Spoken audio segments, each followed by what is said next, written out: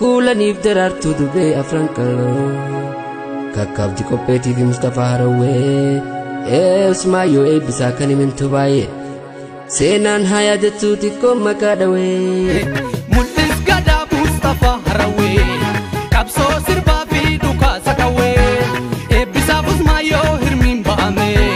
warahmatullahi wabarakatuhu obboleeyyan keenya qaqqaalee bakka jirtan salaamtaan teenya taqaamaa qalbii irraa buqqaatee isin biraa geessu jechaas akkasumattuu arraa seenaa bareedduu seenaa cimtuu qabannee isinii dhiyaanne arra mana gola seenaa keessa jirra. Namni seenaa tana babal'isee nuu himuu deemus Boonaa Birraati. Seenaa Mustafaa Harawwee takka jedhee nuuf haa eegalu. Obboleessa keenya gaanutiis wanni barbaannu kalee wanni siyaamneefis yaada oolmaan Oromoo bira jirurraa seenaa Mustafaa Harawwee waan dandeessuu fi hanqa irraa beektu babal'isiinuu fi hawaasni keenya illee sirraa baru dhaggeeffattoota keenyaa fi daawwattoota keenyaaf akka nu ibsitu barbaanna. Egaa guddaa galatoomii obboleessa kiyyaa Abduu Naasir arraan tana gaaddur gaati kaameeraa duuba dhaabbattee nu waraabaa turte arrammoo carraa harkattee ogeessa kaameraatii heddummeeffannee Mahabuus Shariif arragaa ogeessa kaameraa ta'e qophii tana nu faana hordofaa jira. Egaa akkuma tiyyatti egaa seenaa Mustafaa Harawwee yeroo hedduu hawaasa keessatti seenaa isaa maan dubbatamne sirbisaa miidiyaa irratti hoomaan baanee jee hawaasni dubbachaa jira jechuudha. Kanaaf gaa nutis gara miidiyaa dhuunfaa qabnaa mitire Billee Showuu fi Boonaa Showuu irratti qophii kana bal'inaan arraan tana isin bira ni keenyennetti abdii qabna. Seenaan arraan tana irratti fuulleeffannee akkuma jalqaba irra kaafne seenaa wallisaa Mustafaa Harawweeti gaa bal'inaan isin bira geenyu taha hanga xumura sagantaa keenyatti nu faana turan afeerraa keenya. Egaa daawwattoota hordoftoota qophii gola seenaadhaati gaa. Qophiin gola seenaa arraan tana harka isaa Somaalaandii nu geessee Somaalaandii irraa diida waalidiin aderee biyyoo qalaa dambaa tan ilmaan Oromoo falmattoota haqaa sabboontota ilmaan afran qalloo akka daabbootiif keessa waadde akkasumatti ammaas kaambii hammarreessaa tan falmattoota haqaa sabboontota dhugaadhaa ilmaan afran qalloo if keessa liqimsitee arraan tana lafee isaanii ol tufaa jirtu miilanaanis itti gahuun keenya hin oolamu garuu qophiin teenya arraan tana waa'ee qalaa dambaadhaatii fi waa'ee kaambii hammarreessaa isin biraan gahuun deemu. Arraan tana namni irratti fuulleeffannee akkuma jalqaba obboleessa keenya Abduu Naasir jeetti seenaa wallisaa Mustafaa Harawweeti. Wallisaa Mustafaa Harawwee baha Oromiyaadhaa magaalaa Aderee biyyoorraa kiiloomeetira muraasa qofa fagaattee tan argamtu. Harawwee Araddaa Harawwee ganda Suufii jedhamutti dhalateetu abbaan isaa Abdii Ahmad. Wallisaan kun hawaasa biratti kan ittiin beekamu ammoo wallisaa Mustafaa Harawwee. Wallisaa Mustafaa Harawwee ganda Suufii jedhamutti abbaa isaa Abdii Ahmadii fi haadha isaa Aashaa ammoo Abdii irraa bara 1960moota dhalatan. Wallisaan kun akkamitti wareegame kan jedhuuf seenaan isaa maal fakkaatti gola seenaa keessa gallee walumaan ilaalla. Seenaan isaa maal fakkaatti kan jedhu bal'inaan kan isin bira geenyu tahaa hanga xumura sagantaa keenyatti nu faana turan afeerraa keenya. Wallisaa Mustafaa Harawwee bara afaan Oromoo ittiin dubbatamu yakkate keessatti sagalee isaa bareedduu saniin sirboota warraaqsaa kan qabsoo kan aadaadhaa kan jaalalaa wallisee hawaasa biraan ga'e. Wallisaa Mustafaa Harawwee boodarra waltajjii adda addaa deemuun isaatis ni yaadatama. San garuu gola seenaa keessatti isinii dhiyeessin. Mustafaa Harawwee gaa bara isaa dura artistoonni afran qalloo wallisaa turan keessatti keessumaafuu mootummaan sirna lafxanyaa biyya bulchaa jiru beeraawii muuziqaa kan jedhamu kana kan aderee biyyootti qindeessan kana afaan Oromoodhaa keessaa maan hin dubbatamne maaliif hin wallifamne kan jiru itti dhagahame walaloo fi yadala mataa isaa if danda'e qabatee gama muuziqaatti dhufe. Sila qabsoon teenyatuun silaa teessani wallaala keessan habashaa darree wajjin nutti duultan kan jiru sirba duraati. Maafiin sodaadhaa habashaa darree kana kan jiru ammas akkasumatti wallisee jiru maafiin sodaadhaa habashaa darree yoomuma Oromummaa keessan kan ibbartan kan jiruudha. Wallisaa Mustafaa Harawwee boodarra jechuudha. waltajjii guddoo magaalaa Gursumitti wallisaa fandishee mul'ata maftuhaa Abbaas akkasumatti Ahmad Kabiira wallistoota hedduu wajjin inni wallisaa ture Adam Harun Kadir Said Ibrahim Baatiyyaadha jechuudha kanneen kana wajjin wallisaa ture jechuudha boodarra immoo waltajjii guddoo Gursumii irratti afaan Oromoodhaa dhorkatan jechuudha sirbuma tokko afaan Oromoodhaatiin ol bahee wallisuu dhorkinaan biyyatan walqixxummaan hin jirtu wallaansoon siidaa qabsoo malee hin jirtu jee ka'ee biyyaa bahee Somaalee seenee jechuudha Somaalee sanitti qabsaa'onni Oromoodhaa jaarraa abbaa gadaa mul'isa abbaa gadaa falmataa gadaadhaa Sheek Abdurrahmaan Yusufaan hoggonoonni kun waan achi jiraniif dhaqee qabsoo sanitti dabalame jechuudha qabsoo sanitti yoo dabalan gama artiidhaatiin hawwisummaadhaan maayikiidhaan gitaaraan kilaa isaa wal qixxee fannifatee gaara mul'ataa laga gobeellee dhagaa gaachanaa akkasumas fadiis bisha diimu ono jaarsoo keessatti goota yaani yeroo sanitti afaan Oromoodhaatii fi akkasumas qabsoo hidhannoo keessatti ummata bal'aaf sagalee tahee gaachana tahee lolaa ture jechuudha Mustafaa Harawweeti. Boodagaa bara 1988 caba mootummaa dargiirratti naannoo Darwanaajee jedhamtutti tandiida waalitti kaambii yookaan mooraa baqataa achirraa qabamee kaambii waraanaa tandiida waalitti argamutti geeffamee jechuudha. Battalumatti sirba inni jalqaba wallise isaan mootummaan labxanyaadhaa jechuudha waraanni itti banee sirba kana eenyu wallisee jeen aanaa jeen wayii tunqaca caahu jeen tatanarra caaltuun harkaa qabaa jeen. Maafiin sodaadha habashaa darree yoomuma ibbartan Oromummaa keessan kachuu sokkaatti deemu battalumatti waraanni dargii aaree sirba isaa kanarraa kan ka'e qawweedhaan sadafiidhaan tumuudhaan boksiidhaan tumuudhaan ilkee isaa battalumatti irraa cabsanii booda gara adaree biyyoo qalaadambaa geessanii qalaadambaatti gaa Oromoota hedduu wajjin beelaan gaa garmalee gidiraa hedduudhaan booda lubbuun isaanii baanaan kaambii hammarreessatti fuudhanii rashanan jechuudha. Wallisaa Mustafaa Harawwee bifa kanaan gaa lubbuun isaa dabarte jechuudha. Daawwattoota hordoftoota keenya hojiilee artii Mustafaa Harawwee hojjeta keessaa muraasaan isin biraan gaa mee hanga xumura sagantaa keenyatti nu faana tura. Ogeessi kaameraa fuullee kiyyatti kan argamu Mahafuuz Shariifiga. Nadhiisi haadhatoo fuudhan geenya ani bara lamaan kan hangaan carraaqqadhu mee atiis eebbateetiin na cinaa dhaabbadhu wallisaa Mustafaa Harawwee mee sirba isaa kana gaa daawwannee kaa walitti deebinu ta'a. Nadhiisi haadhatoo fuudhan geenya ani uumaan na jira mee na jarjalli nadhiisi haadhatoo fuudhan geenya ani. Egaa hordoftoota daawwattoota keenya gaa jalqaba irratti wallisaa Mustafaa Harawwee sirba isaa nadhiisi haadhatoo kan jiru kana gaa isin biraan gahee jira. Mee akkam nagoota ammas kan jiru laal meela mee akkam nagoota wal dhabnu sheenaa goota namni tokko gaa wal jaalatee wal bari yoo gargar bee akka sheenaa ta'e wallisaa Mustafaa Harawwee walaloo fi yeedallisaa akka ajaa'ibatti raagee jechuudha. Kanaaf mee gaa sirba isaa kana isin afeeree akka walitti deebinu ta'a jechuudha gaa mee akkam nagoota kan jiru kana.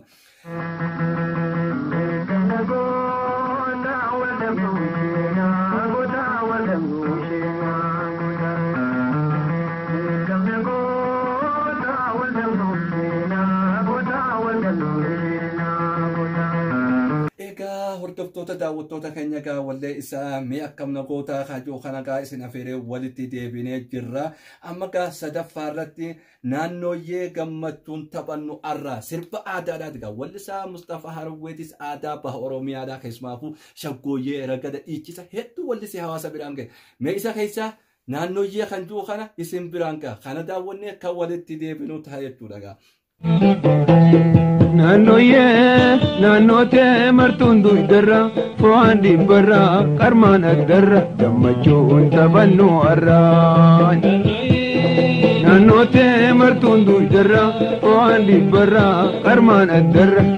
Egaa hordoftoota keenya gaa sirba wallisaa Mustafaa Harawwee gaa jidduudhaan seenaa isaatis gaa akkasumatti walleelee inni wallisee jidduudhaan gaa isin biraan gaa jirra.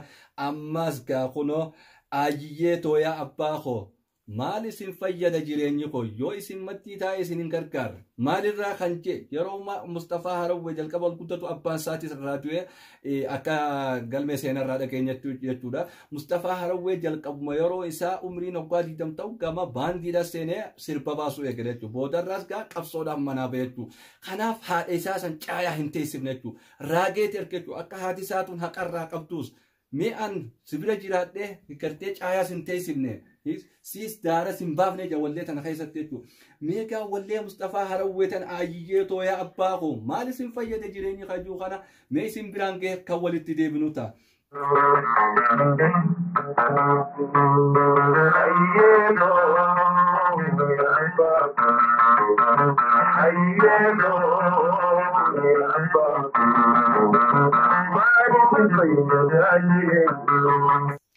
Egaa daawwattoota keenya gaa wallee Mustafaa Harawwee gaa wallee babbareedduu tanan gaa jittuun gaa seenaa isaatis isin biraan gahaa jirra. Ashiitaa qacalee mammari gaa sirbitole kan jiru kunis gaa sirba aadaadhaati. Wallisaa Mustafaa Harawwee sirboota jaalalaa sirboota qabsoodhaa hedduudhaas wallisan. Kunoo gaa mee sirba aadaadhaa kanaas isin afeereetiin kan walitti deebinu ta'a.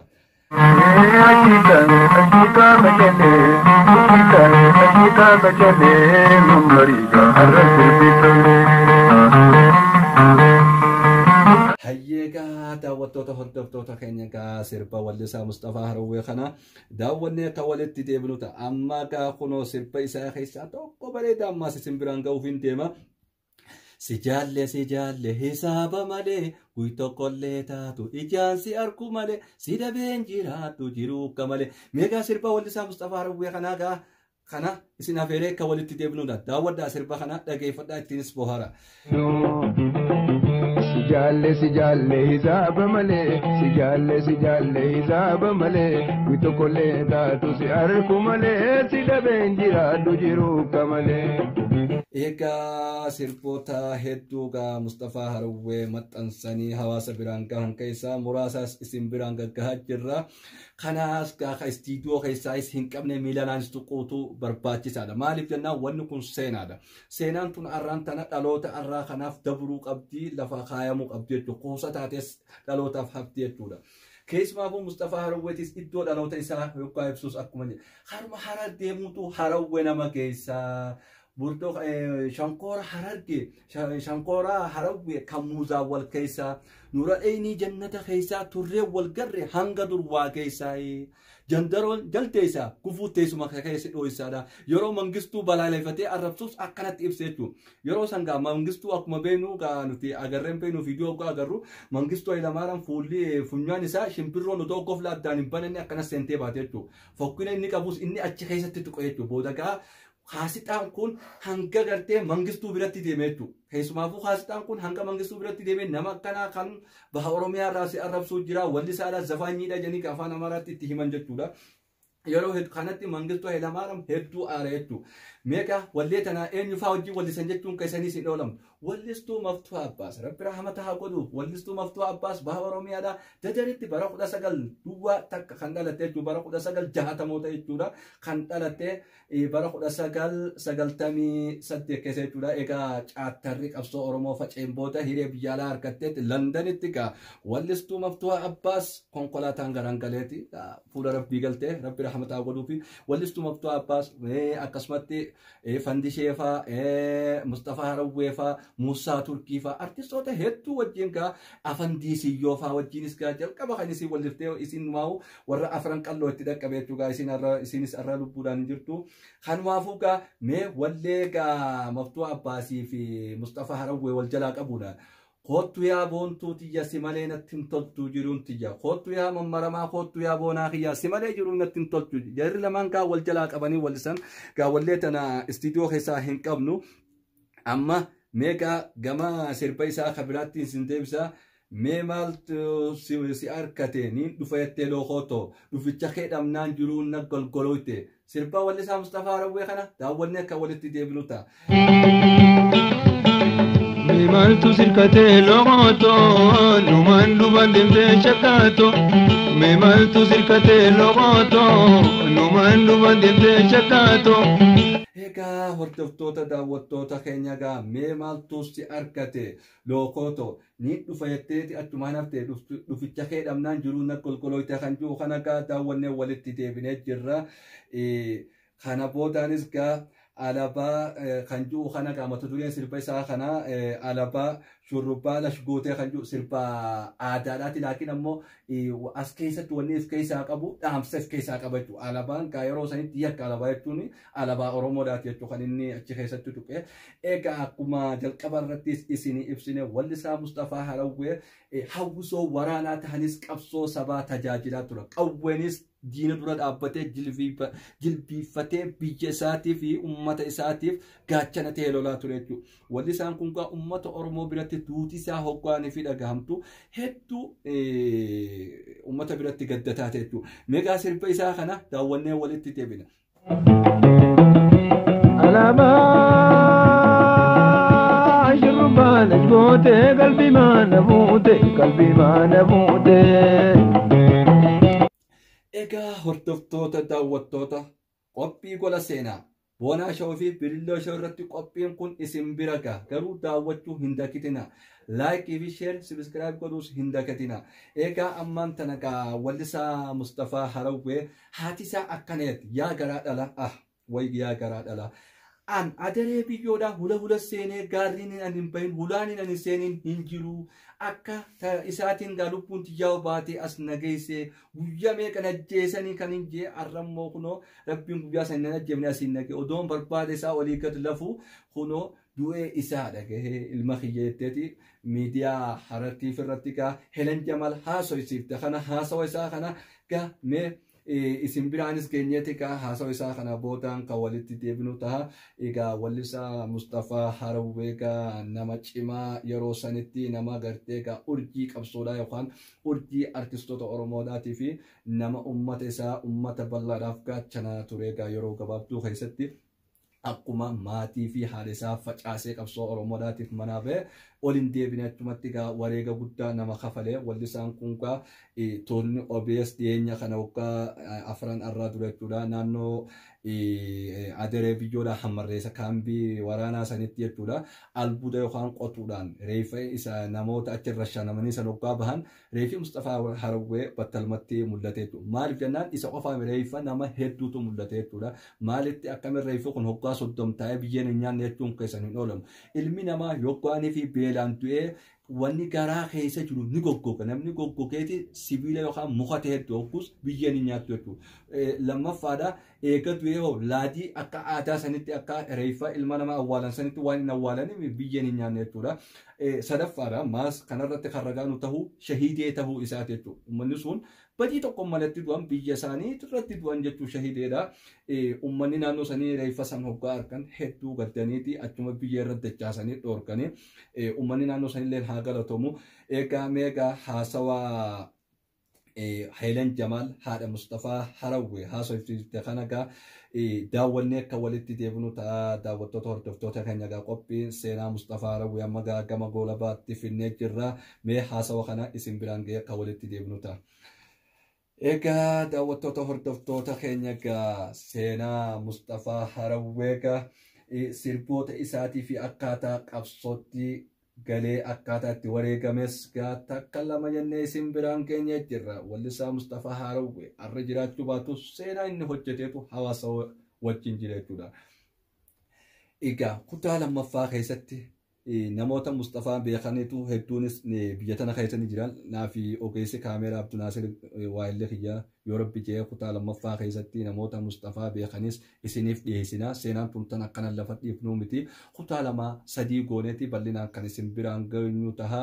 Arragaa seenaa Mustafaa Harawwee sirboota isaa garaagaraa kan inni wallise kan jaalalaa kan qabsoodhaa kan aadaadhaa kunoogaa takka lama jennee isin biraan geenyee jirra. Gama qophiin keenya gama goolabaatti finnee jirra. Hanga xumura sagantaa keenyatti kan faana turuu keessaniifis guddaa galatoomaa isiniin jenna. Ogeessi kaameraa fuullee kiyyatti argamu Mahafuuz Shariifi nama torbaanii nu haa taasisu. Horaa bulaan laamni adda jirti waan barbaadu kan faamleen najjeesuu ga'ee laafni qarabbi na baase gaa lubbuutu jedhan akkasitti mana galu wallaalee osoo isa barbaadu alaafee booda firraa galee eegasii numa jiran.